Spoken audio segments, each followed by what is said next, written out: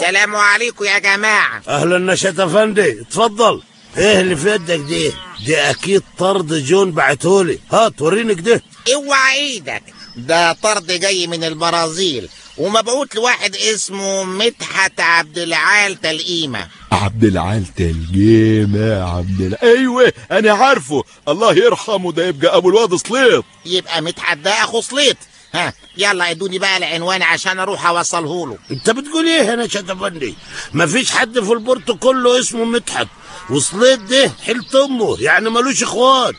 يا سناسوخ يا ولاد، ليكون الريس عبد العال ده الله يرحمه كان متجوز على ام سليط في السر. ايوه ممكن، ما هو كان مراكبي، والمراكبيه معروفين بيتجوزوا بكل مينا ينزلوها. اما يا جماعه لو سليط طلع له اخ بصحيح غيط البرسيم اللي كان متنغنغ فيه لوحده، هيجيله شريك يجاسمه فيه. بقول ايه يا نشأت بيه؟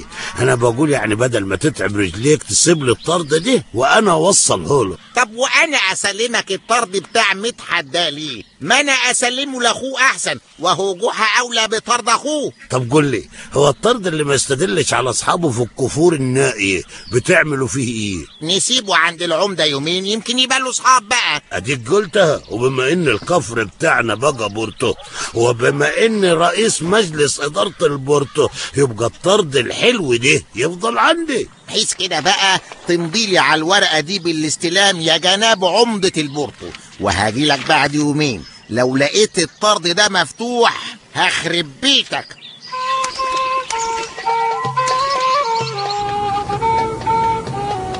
انت بتعمل قهوة يا دياستي؟ طب اعمل لي معاك فنجان بقى. قهوتيها بنت جهله انت، ده طرد مش فنجان قهوه. ومال، اعمل لي معاك طار بس اوعى يفور منك وتضيع الوش.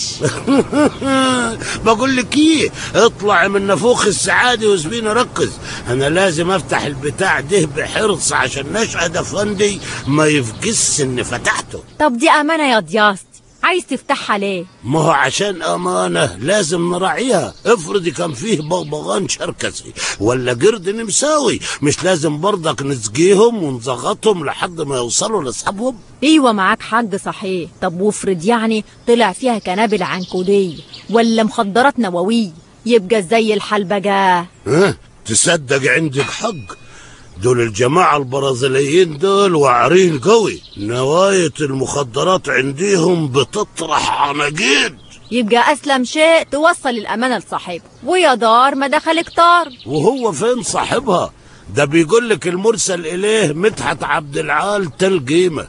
انت عمرك اتخيلت بحد في الكفر اسمه مدحت؟ ايوه، وانا صغيره لما كنت بنلعب في الفسحايه كان في عيل صغير بيلعب معانا اسمه مدحت. طب حسك ده بقى ما توصفهن ينوبك صواب، جايز اعرف شكله واروح اوديله حاجته واخد حلاوتي. هو كان متبتب ومتختخ كده وبيدخل الجلابيه في الشورت. واه شرطي، انا عايز اعرف شكله دلوك مش ايام ما كان في الكشه ده. وانا اعرف بقى، ما انا ما شفتوش من ايامها، تلاقيه كبر كده وفحل وبقى عامل زي سليط. ما هو طبعا لازم يبقى شكل سليط، الفحول على اشكالها تقع.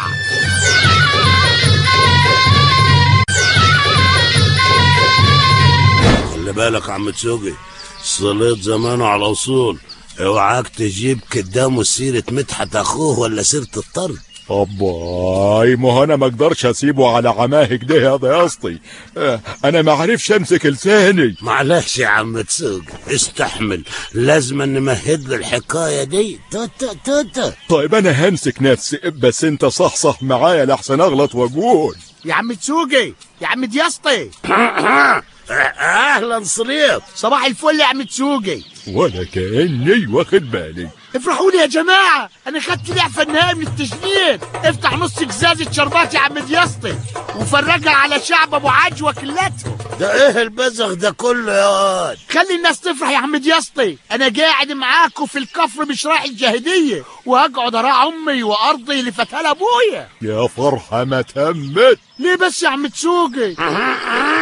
قصدي يعني إن الشربات خلص من الدكان، حبقى أفتح لك بدلها علبة سلمون، بس اقعد الأول نتكلم معاك كلمتين. بقى فيه ناس من كفر مجاور جم يسألوا عليك وعايزين يخطبوك لبنتهم. ايوه حلوه التمويه دي يا ضاسط. توه خلاصة الموضوع انا اديتهم كلمة اني هسأل عليك واجيب لهم اصلك وفصلك. قل لي، ابوك الريس عبد العال تلقيمة عمره ما اتجوز على الحاجة امك؟ لا اتجوز جوازات ياما. امي دايما كانت تقول لي ابوك كان راجل مزوجاني. مرة راح مينا اسكندرية اتجوز بنت الرئيس حميدو، ومرة راح مينا بورسعيد اتجوز بنت المعلم ابو العربي، ومرة راح مينا هاوس اتجوز بنت الحاج هاوس. وابوك من كل جوازاته دي ما خلفش غيرك؟ يخلف غيري كيف؟ ان كان هو اصلا ما كانش بيخلف يا عم دياسطي. الحمد لله طلع ما بيخلفش. انتوا هتجننون انتوا الجوز، ولما هو ما بيخلفش اصلا يبقى جابك كيف يا واد؟ ابويا كان كل ما يتجوز واحدة ما يخلفش منيها يروح مطلقها لحد ما اتجوز امي وخلفنا انا. ايوه صح. وبعدين لو كان ابويا جاب غيري ما كنتش عرفت اخد شهادة الاعفاء دي من الجاهلية. كنت خبرة انك جاي يا ضياستي، تعال اقعد ريحي. انا اصلي جاي لك عشان حاجة وعرة جوه يا ماما. 25 ديسمبر سنة 69 خرج الريس عبد العال تلقيمة بمركب المحروسة من مرسى الصيادين في سوهاج.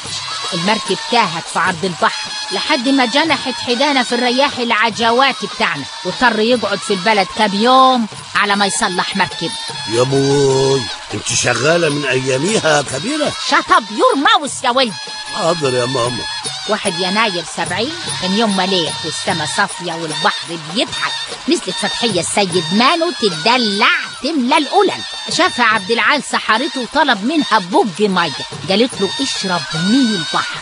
تاني يوم كان المأذون بيعقد عليهم في دار اخوها خليل من كاش المحوج. واه كيف اخوها وده محوج وهي مانو؟ اخوات من الام يا ولد. ايوه افتكرت، ده الراسل اللي شايع الطرد بتاع البرازيل اسمه خليل من كاش المحوج. وبعد ما اتجوزوا قعدوا يجي 10 سنين ما يخلفوش لحد ما ربنا اراد وجه سلاح. اهدى، الدنيا ظلمت ليه؟ فين الصورة يا ماما؟ الولادة كانت بالليل والكهرباء ما كانتش لسه دخلت البلد. يعني هي حبكت يتولد بالليل الفجر دي؟ طب كمل يا ماما كملي. وتوك مع عبد العال تلقيمة علم انه بقى اب طب ساكت من فرحته. قوم ابن المحظوظة يورث وهو لسه بيقول ورث المال وورث الطار. طريه يا ماما. عبد العال كان متلاحق من عيلة الوخلي، ولما جوني من 2 سنين عشان ياخدوا بطار من وريثه وحيلة أمه صليت وقفتهم عن اللي في بالهم، كرامة للغلبان أمه اللي ما حلتهاش غيره. كلك إنسانية يا كبيرة. لكن مدام صليت ظهر له أخ اسمه مدحت يبقى الطار وجب عليه. كلام ايه ده يا ماما؟ بقى أنا جاي أسألك عن مدحت ده تقوم تموت صليت. طب ما تموت مدحت وتخلص ليط، اقل له يورث الطرد من اخوه ونعرف ايه اللي جواه. عمرك شفت سعيد بياخد طاره من واحد اسمه مدحت؟ عندك حق يا ماما، دي حتى تبقى عيبة كبيرة قوي.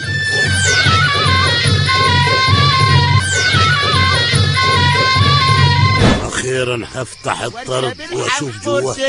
درجن واتحنطر درجن اركب الحنطور درجن واتحنطر درجن. عم دياسطي يا عم دياسطي، الله انت رحت فين بس يا عم دياسطي؟ هو مشي وسايب الدكان مفتوح كده؟ حاسب يا صليب، حاسب يا حنطور، هتتحنطر. ما تحنطروش. اعوذ بالله من الشيطان الرجيم. انت مكبس ولا ايه يا ضياست؟ يا ساتر، ده كابوس زي الحقيقة. بس انت الأكاد ان كنت خلاص فتحت الطرد وكنت هشوف فيه ايه يقوم يحصل اللي حصل. هو ايه اللي حصل؟ مش مهم اللي حصل، المهم ان اجيب مدحت ده من تحت تقاطيق الارض، وهو اقل هاخد 10% من اللي في الطرد. طب انت رايح فين؟ هفتح النت واشوف مدحت ده فين اراضيه. فكرك يعني جون عارف مكانه؟ لا بس الفيسبوك يعرف. ولقيته على الفيسبوك؟ الا لقيته. ده انا لقيته وعملت له فريند ريكوست كمان. وهو اكسبتك ولا عمل لك اجنور يا امور؟ لا، عمل لي اكسبت في ساعتها، وبعتنا لبعض مسجات كمان، واتفقت معاه يجي لي هنا النهارده، وزمانه على وصول. يعني يا راجل دخلت على البروفايل بتاعه وشفت صوره عشان تعرف شكله؟ ودي تفوتني برضك يا عم تسوقي، دخلت واتفرجت وحملت الصور وطبعتها كمان. خد عاين. يا ما شاء الله يا ما شاء الله، ده شبه اخوه الخالق الناطق. ايه وايه اللقطه اللي حاططها على صدغه دي؟ وايه الزنبيل اللي لابسه على دماغه ده يا ضياصتي؟ اهدي، ايه اللي جاب الواد ده دلوقتي؟ يا سناسوخه مصيبه لاخوه ياجي ويجاب له بعض. بقول لك ايه يا ضياصتي، اوعى توجع قدامه بالكلام ده اللي هو انا برضك. سلام عليكم. امشي هادي اصلت من هنا، احنا مستنيين مدموزيل، احنا مستنيين مدموزيل، بس انت مراتي يعني تجيب لنا الغدا. أبا أنت مش جايين امبارح هنتقابل هنا؟ امبارح فين؟ وانا شفتك امبارح يا ولد يغور من هنا قبل اخوك ما يجي. أخوي؟ هو إيه الحكاية؟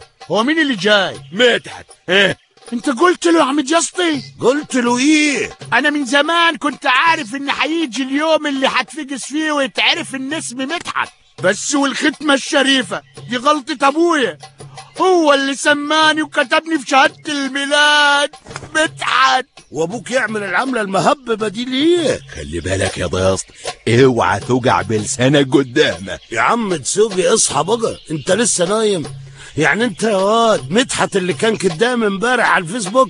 ايوه انا، بس ده سر بناتنا يا عم دياسط. يعني رجعت حلت امك وهتورث كل الورث لوحدك، وطبعا الطار هيسقط عنك عشان اسمك مدحت، وفوق كل دي هتاخد الطرد كمان. ابا هو خالي المحوج شيع لي الطرد من البرازيل؟ ايوه حلتها الطرد اهي، بس يكون في معلومك انا ليا 10% من اللي جواه، وانا اللي هفتحه كمان. ها اهدي باكو بن معلوم، بس مش اي بن يا عم دياسطي، ده بن برازيلي. تصدق انك عيل فجر صح؟